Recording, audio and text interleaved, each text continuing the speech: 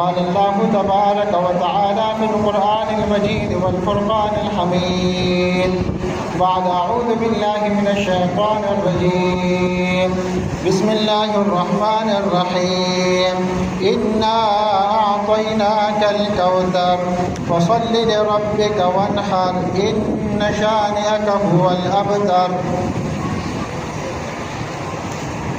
مختصراً صلاة کے بعد آج ہمارا جو موضوع ہے وہ ہے فلسفہ قربانی۔ برادران اسلام، یہ قربانی صرف کسی جانور کو ذبح کرنے کا نام نہیں ہے۔ قربانی کسی جانور کو مار کے اس کا خون بہانے کا نام نہیں ہے۔ قربانی صرف کسی جانور کو کاٹ کے اس کے گوشت سے لطف اندوز ہونے کا نام نہیں ہے۔ قربانی عید کے دن لذیذ پکوانوں سے شکم سیر ہونے کا نام نہیں ہے۔ قربانی لذت کام و دہن کا نام نہیں ہے، اور قربانی گوشت کے مختلف عمدہ ڈش تیار کروا کے اس سے چٹخارا لینے کا نام نہیں ہے۔ قربانی کے دن صرف ایک جانور ذبح کر دینا یہ تو ایک ظاہری عمل ہے جو بلا شبہ ایک مستطیع انسان سے، ایک صاحب استطاعت انسان سے، مسلمان سے مطلوب ہے، مگر اس کا مطلب صرف ذبح ہی نہیں ہے بلکہ اس کا مفہوم ذبح سے کہیں زیادہ وسیع اور بلندتر ہے۔ پیارے بھائیوں، در حقیقت قربانی ایک فلسفہ اور حکمت ہے جو اپنے اندر بہت سارے اسباب، بہت سارے دروس پوشیدہ رکھے ہوئے ہیں۔ اس مناسبت سے آج کے خطبہ جمعہ میں ان اسباب، ان دروس کو حاصل کرنے کی کوشش کرتے ہیں تاکہ ہم صحیح معنوں میں قربانی کی روح کو حاصل کر سکیں۔ پیارے بھائیوں، قربانی کسے کہتے ہیں؟ قربانی کا فلسفہ اور اس کی حکمت جاننے سے قبل اس کے معنی پر غور کرتے ہیں کہ اس کا لغوی معنی کیا ہے۔ یہ لفظ قربانی جو ہے ہم عام طور پر لوگ یہ سمجھتے ہیں کہ یہ اردو کا لفظ ہے، لیکن یہ اصل میں عربی لفظ ہے، اور اس کا مادہ کیا ہے، اصل روٹ کیا ہے قربانی کا۔ یعنی اگر آپ نے قربانی کے روح کو سمجھنا ہے کہ قربانی کا اصل روح کیا ہے، تو اس کو سمجھنے کے لیے جو لفظ قربانی ہے اس کے اصل روٹ، اصل مادے کو جاننا ہوگا کہ وہ کون سے حروف ہیں، اور وہ ہیں 3 حروف، قاف، را اور ایک با، قرب، اور اس کے معنی ہوتے ہیں قریب ہونا، نزدیکی حاصل کرنا۔ جیسے کہ قرآن مجید میں اللہ تعالیٰ نے فرمایا ہے وَلَا تَقْرَبَا هَٰذِهِ الشَّجَرَةَ، اس درخت کے قریب مت جانا۔ تو اللہ تعالیٰ کا قرب حاصل کرنے کے لیے کوئی عمل کرنا یہ ہوتا ہے قربانی، اور اس کی اصطلاحی تعریف علماء نے، محدثین نے، بعض شارحین نے اس طرح کی ہے کہ قربانی وہ ہیں جس کے ذریعے اللہ تعالیٰ کا تقرب حاصل کیا جائے، اس کی قربت تلاش کی جائے۔ تو اس معنی میں قربانی کا جو عمل ہم کرتے ہیں عید الاضحیٰ میں، تو یہ ایک عظیم قربانی ہے، اور ابراہیم علیہ السلام اور اسماعیل علیہ السلام کی سنت ہیں۔ اس کے علاوہ عام دنوں میں آپ عام قربانی پیش کرتے ہیں، اپنے جان کی، اپنے مال کی قربانی، تو وہ بھی قربانی ہے۔ تو پیارے بھائیوں، اس کا مطلب یہ ہوا کہ اللہ تعالیٰ کی ذات سے قربت حاصل کرنے اور اس کی رضا کے لیے عبادت کی نیت سے اس کی بارگاہ میں کوئی جانی مالی صدقہ پیش کیا جائے، تو یہ قربانیاں ہیں لغوی معنی میں، اور اصطلاحی معنی میں ہے کہ آپ عید قربانی کی نیت سے جانور قربان کرتے ہیں، ذبح کرتے ہیں، اور باقاعدہ نیت کے ساتھ کہ یہ ابراہیم علیہ السلام اور اسماعیل علیہ السلام کی سنت ہیں، اور اسے باقاعدہ ہمارے نبی کریم رحمۃ للعالمین صلی اللہ علیہ وسلم نے جاری رکھا ہے۔ اب قربانی میں کیا حکمت ہیں، وہ چند باتیں انشاءاللہ العزیز عرض کرتے ہیں۔ تقریباً بہت ساری باتیں ہیں، ان میں سے 10 باتوں کو میں نے جمع کیا ہے، وہ 10 باتیں آپ کے سامنے پیش کرتے ہیں۔ نمبر 1، قربانی سے اخلاص کا سبق۔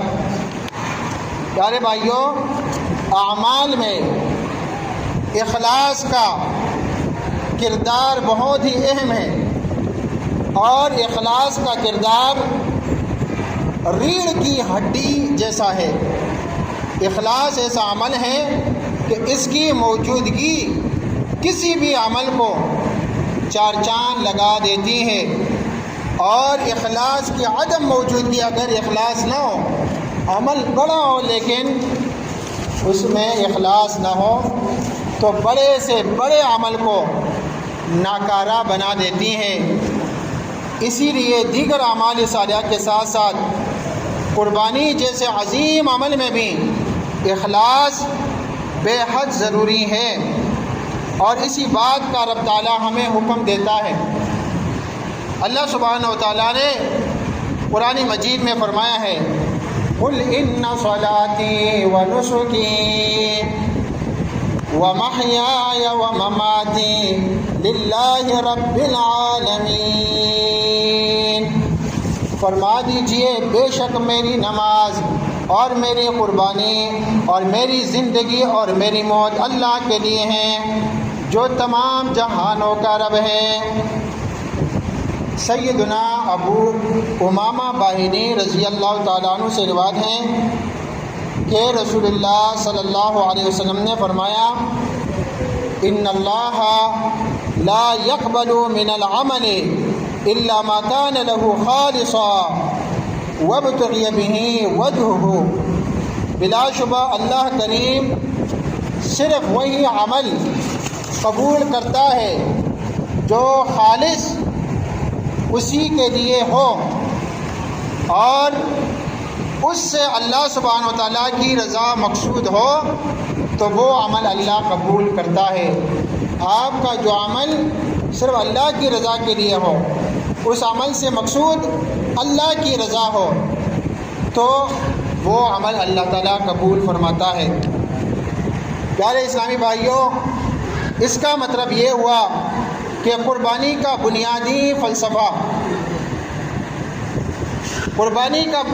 فلسفہ یہ ہے کہ انسان جو بھی عمل کرے وہ رب کی رضا کے حصول کے لیے، وگرنہ رب تعالیٰ کے ہاں اس عمل کی کوئی حیثیت نہ ہوگی۔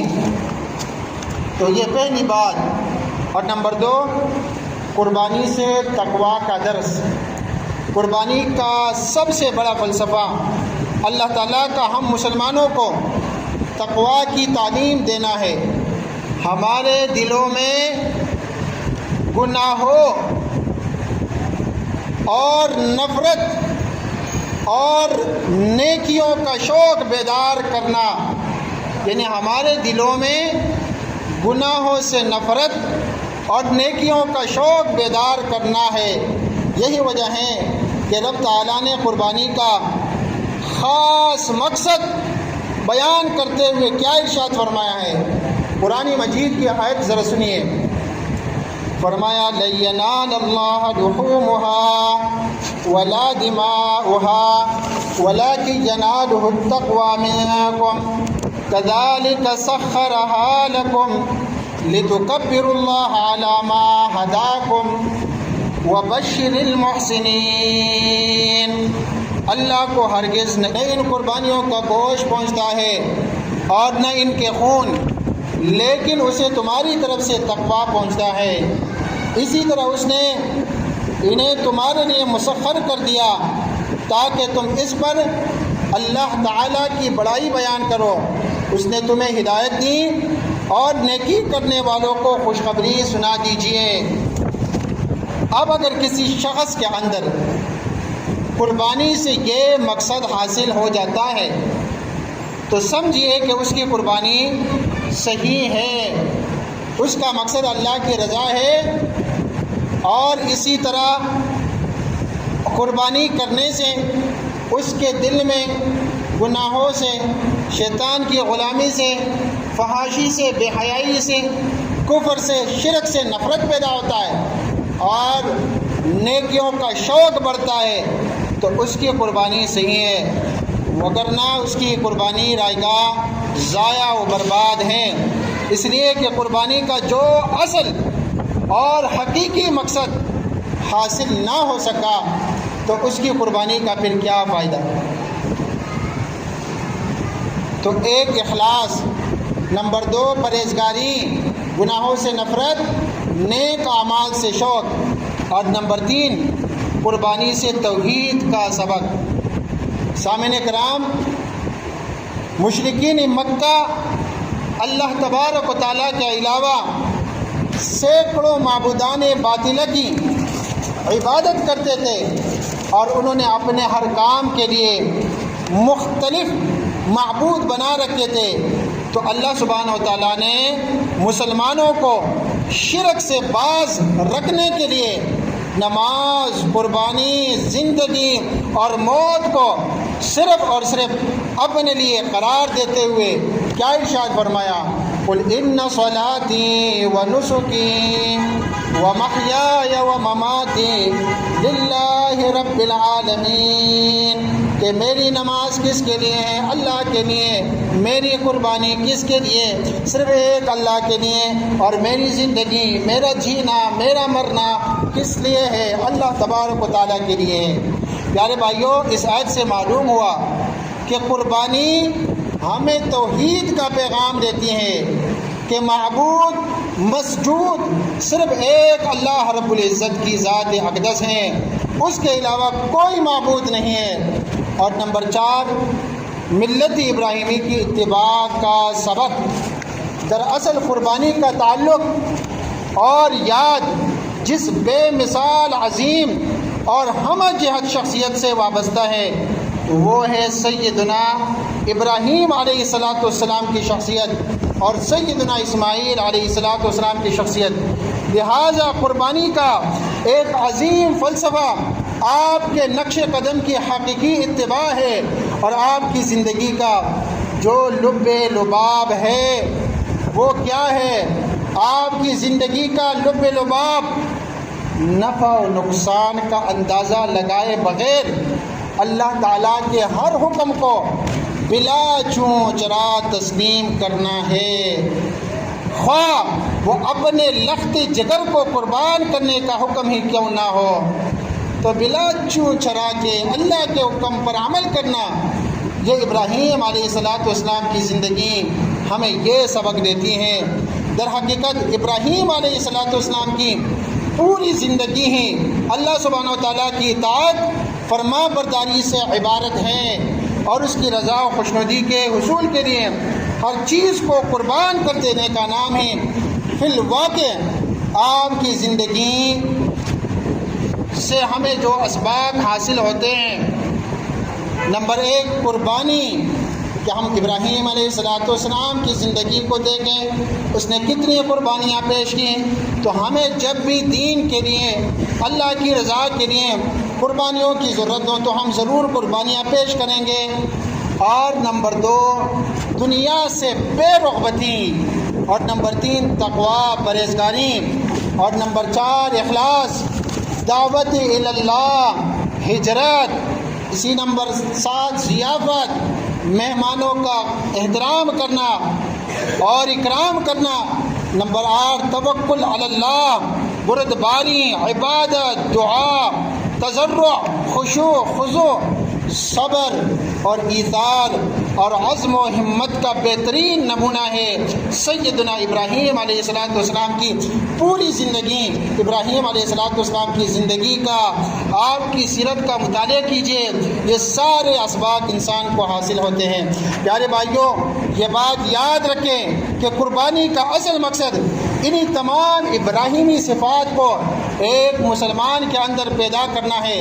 یہی وجہ ہے کہ رب العزت نے ارشاد فرمایا، قد کانت لکم اسوۃ حسنۃ فی ابراہیم والذین معہ، یقیناً تمہارے لیے اے مسلمانوں ابراہیم علیہ السلام اور ان لوگوں میں جو اس کے ساتھ تھے ایک بہترین نمونہ ہے، اچھا نمونہ ہے۔ 4 باتوں کا ہم نے ذکر کیا۔ اب نمبر 5 قربانی اتباع سنت کا پیغام دیتی ہے۔ قربانی ہمیں یہ درس دیتی ہیں کہ ہمارا جو عمل ہو وہ رسول اللہ صلی اللہ علیہ وسلم کے بتائے ہوئے طریقے کے مطابق ہو۔ ہماری نماز ہو تو رسول اللہ صلی اللہ علیہ وسلم کے بتائے ہوئے طریقے کے مطابق، کسی اور کے بتائے ہوئے طریقوں کے مطابق نہیں، ورنہ پھر امت بڑھ جائے گی۔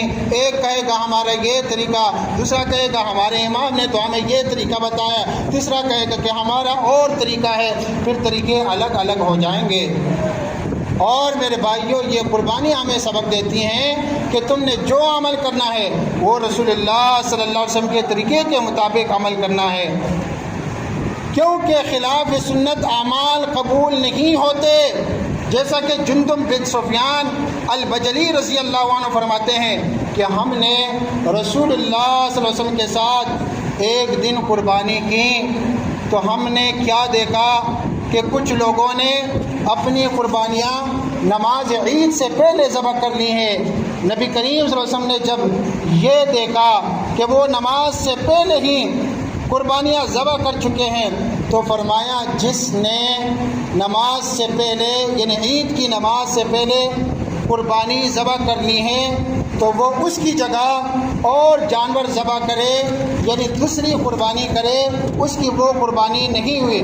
اور جس نے ذبح نہیں کیا حتیٰ کہ ہم نے نماز پڑھ لی یعنی عید الاضحیٰ کی نماز پڑھ لی تو وہ اللہ کے نام پر ذبح کرے۔ یہ صحیح بخاری اور مسلم میں حدیث ہے۔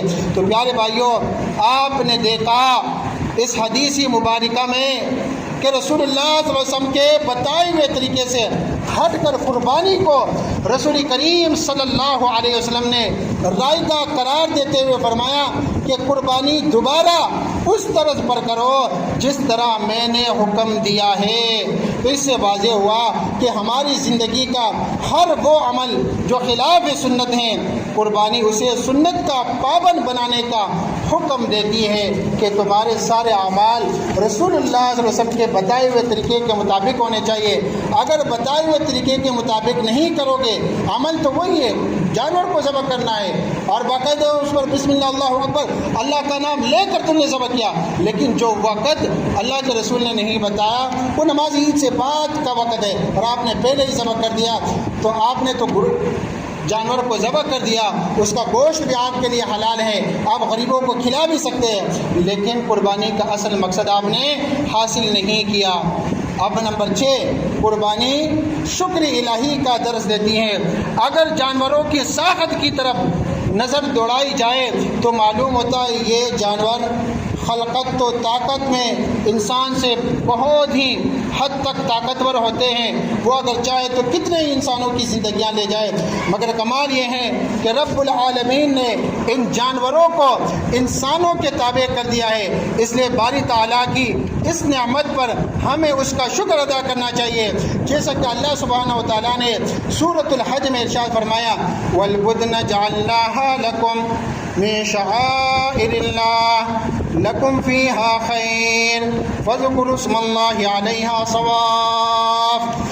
اور قربانی کے بڑے جانور یعنی اونٹ ہم نے انہیں تمہارے لیے اللہ تعالیٰ کی نشانیوں میں سے بنایا ہے، تمہارے لیے ان میں بڑی خیر ہے۔ آیت مبارکہ کا ترجمہ کرنا، سو ان پر اللہ تعالیٰ کا نام لو اس حال میں کہ گھٹنا بندے کھڑے ہوں، یعنی اونٹوں کو کھڑا کر کے ذبح کرو، پھر جب ان کے پہلو زمین پر گر پڑے اور ٹھنڈے ہو جائیں تو کاؤ ان میں سے اور کھلاؤ قناعت کرنے والے محتاج کو اور سوال کرنے والے محتاج کو۔ اسی طرح ہم نے تابع کر دیا ہے ان چھپاؤں کو تمہارے لیے تاکہ تم ان پر اللہ تعالیٰ کا شکر ادا کرو۔ پیارے بھائیوں، اس آیت سے معلوم ہوا کہ قربانی ہمیں درس دیتی ہیں کہ اللہ تعالیٰ کی نعمتوں پر اللہ سبحانہ و تعالیٰ کا شکر ادا کر دیا جائے۔ نمبر 7، قربانی غریبوں، مسکینوں اور عام مسلمانوں کی خدمت کا سبق دیتی ہیں۔